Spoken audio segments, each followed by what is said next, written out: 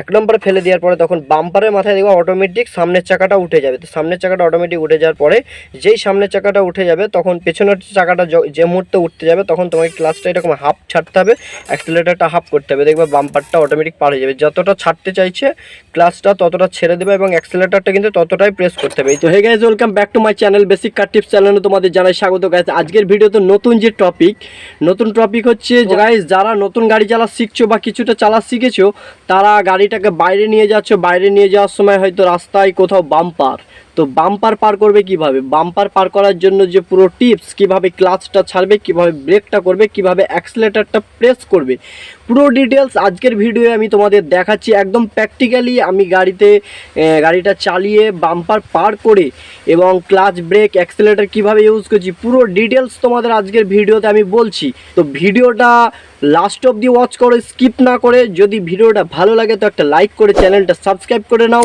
পাশে থাকা নোটিফিকেশনটা অল করে দাও। নেক্সট টাইম এরকম গাড়ির ডিটেলস যাবতীয় ভিডিও পাওয়ার জন্য আমার চ্যানেলের সঙ্গে জুড়ে থাকো গাইজ। তো কথা না বাড়িয়ে আজকে ভিডিওটা আমি শুরু করছি, তোমরা প্র্যাকটিক্যালি ভিডিওটা দেখতে থাকো। তো গাইজ, তোমরা বাম্পার পার করার সময় যে প্রবলেমটাই ভুগছো সেটা হচ্ছে গাড়িটা স্টার্ট বন্ধ হয়ে যাচ্ছে, গাড়িটা ওখানে স্ট্রেট দাঁড়িয়ে যাচ্ছে। তো এই প্রবলেম হলে তোমাদের কি ক্ষতি হতে পারে, পেছন থেকে কোনো গাড়ি আসলে তোমাদের ধাক্কা মেরে দিতে পারে, তাতে অনেক বড় বিপদের আশঙ্কা আছে। তো সেই জন্য তোমাদের কি করতে হবে, গাড়িটা চালানোর আগে সাবধানতা বজায় রাখতে হবে এবং সবসময় সিট বেল্টটা লাগিয়ে নিবা। তারপর যেটা বলবো যে বাম্পার পার করার সময় গাড়িটা স্পিড কন্ট্রোল তোমাদের আগে রাখতে হবে, যে সামনে কত দূরে বাম্পার আছে সেটা তোমাদের দেখে নিতে হবে। বাম্পার যদি থাকে তো আগে থেকে গাড়িটা স্লো করে দিতে হবে, যেহেতু তোমরা নতুন। আর কি করতে হবে, যে যখন তোমরা গাড়িটা চালাচ্ছ, গাড়িটা চালাতে চালাতে যখন গিয়ারটা চেঞ্জ করছো তখন তোমার চোখটা কিন্তু গিয়ারের দিকে চলে যাচ্ছে, আবার যখন তুমি ক্লাচ করছো চোখটা ক্লাচের দিকে যাচ্ছে, ব্রেক করছো ব্রেকের দিকে চোখটা যাচ্ছে, অ্যাক্সিলারেটর করছো তখন হয়তো অতটা যায় না তবুও যাচ্ছে। কিন্তু এইটা হচ্ছে সবথেকে বড় মিস্টেক। তো তোমরা এই ভুলটা করবে না, এই ভুলটা করলে কখনোই সারা জীবনেও বাম্পার পার করতে পারবে না। তো সেই কারণে আজকে বাম্পারের জন্য স্পেশালি ভিডিও। তো তোমাদের আমি বলি এই ভুলটা করবে না, সবসময় তো তোমাদের চোখ থাকবে দূরে, চোখ দূরে থাকবে।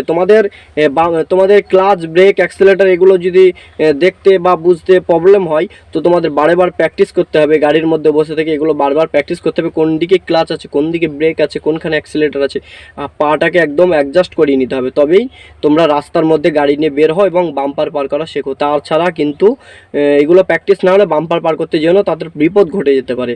তো গাইজ, তোমরা দেখতে পাচ্ছ ভিডিওতে এই যে এটা হচ্ছে অ্যাক্সিলারেটর, মিডিলেরটা ব্রেক এবং বাঁ সাইডের এটা হচ্ছে ক্লাচ। তো গাইজ, তোমরা দেখতে পেলে তিনটে প্যাডেল। তো বাম্পার পার করার সময় কিভাবে ক্লাচটা ছাড়বে, মেন যেটা ফ্যাক্ট সেটা হচ্ছে ক্লাচ ছাড়া। ক্লাচ ঠিকঠাক ছাড়তে পারলে এবং অ্যাক্সিলারেটরটা ঠিকঠাক করতে পারলে আরামসে বাম্পারটা পার হয়ে যাবে। তো ভিডিওটা দেখতে থাকো। আমি বলে নিই গাইজ, যখন তোমরা গাড়িটা স্পিডের মাথায় নিয়ে যাচ্ছ, দেখছো সামনে একটা বাম্পার, তো সামনে বাম্পার দেখাকালীন তুমি কি করবে, গাড়িটা প্রথমে স্লো করে নিতে হবে, গাড়িটাকে স্লো করতে হবে। গাড়িটাকে স্লো করার সময় তোমরা কি করবে, ক্লাচটা এভাবে টিপে ধরে ব্রেকটাকে মাথায় এভাবে পা দিয়ে গাড়িটা একটু স্লো করে নাও। গাড়িটা স্লো করার পরে যখন তোমার বাম্পারটা আসছে তখন কি করবা, বাম্পারের মাথায় যখন চলে আসবে তখন ক্লাচটা কিন্তু এইভাবে ধরে থাকবে, ক্লাচটা ছাড়বে না। ক্লাচটা ছাড়ার কোনো দরকার নেই, যেহেতু তুমি বাম্পারের কাছে চলে এসছো। তখন কি করবা, গিয়ারটা কমিয়ে নিতে হবে, এই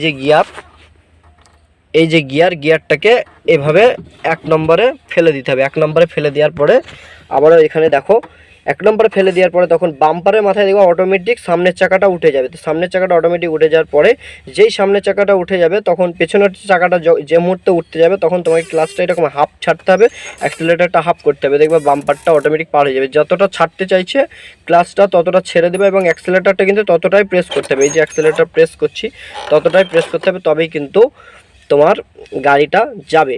তো বুঝতে পেরেছো। এবং যাওয়ার পরে ব্রেকটাকে আবার তুমি ধরতে পারো গাড়িটা স্লো করার জন্য, এবং যদি স্লো না করো তাহলে তুমি ক্লাচটা ছেড়ে দিয়ে আবার গিয়ার লাগিয়ে তুমি অ্যাক্সিলারেটর দিয়ে আবার গাড়িটাকে সামনের দিকে স্পিডের মাথায় নিয়ে যেতে পারবে। তো গাইজ, বুঝতে পেরেছো।